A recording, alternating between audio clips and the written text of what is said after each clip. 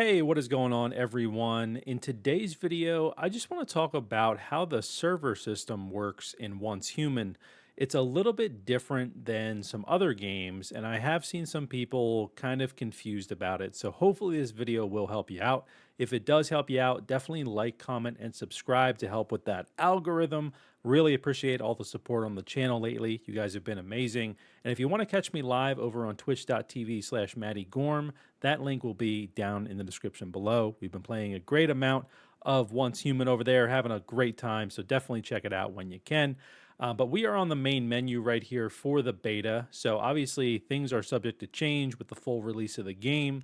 And obviously, I think there's going to be a lot more servers for the full release of the game. But if I just click on the server list here, this is kind of what you would expect, right? This is like a normal sort of thing for like survival or MMO games where you have all these different servers. If you want to play with your friends, you have to join the same server as them. You know, you got your player pop, you have your different regions here in the beta. We only have Western USA right now, but I'm sure there's going to be some more regions there as well. So for example, I am in Stardust E. So that is where my character is. But if I joined any of these other servers, I would have to create a new character and start from scratch. I would not be able to use this character over on these servers. Now, maybe they're going to be having some server swap tokens. I know some MMOs have done that before, where you can essentially transfer your character to a different server, especially if your server has really low population for a while. They might give you, an opportunity to switch to a different server. But as of right now, that is not something that is in the game. So in order to play with your friends, the first step is to just join the same exact server as them, so Stardust E. So I'm going to just hop into the server, and there's a whole kind of another aspect of this game where when you're within your server, there's different instances of that server, and that's what I'm going to explain in just a second. So once you are in the game, and apologize for the lightning there, you'll notice in the top right, you can see it says World 2 in my game right here. So I am in Stardust E server, World 2. And if I want to change worlds, you can go to any teleportation tower on the map. There are these blue icons right here. They're all over the place. And if you go there and walk up, you'll see that there is an option to change to another world. So if I hit G right here, you'll see, oh God, we just got struck by lightning. You'll see that there are 6 different worlds within this server. So I'm currently part of World 2 Phantom, but there are obviously 6 different worlds here that have their own names.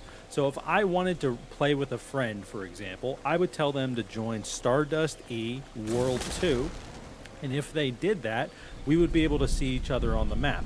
Now, I can't see other players in these other worlds, even though we are part of the same server, and I believe you can change worlds really whenever you want to. I'm not sure if there is a cooldown for that. I haven't found a cooldown for it when I do it, but for example, if you wanted to go ahead and play with someone and do a raid, you would tell them which server and which world you were on, and if they're on a different server, you would not be able to play with them. But if they were on Stardust E, you could just tell them, oh, just switch to World 2 and we can do this raid. Now, from what I know after talking with some of the other players, these player messages that are all over the map, these are cross-server from what I know.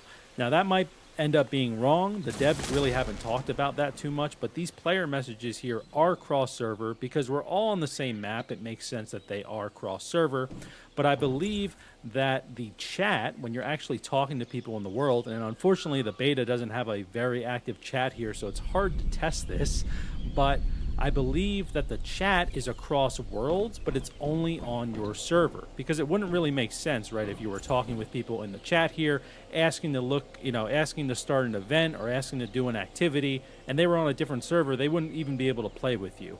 But you should be able to hop into another world here and go ahead and play with those players. So that's kind of how this works. There's almost like 2 servers. It's kind of like an inception of servers in a way, where if you want to play with your friends, make sure you're on that first server on the main menu.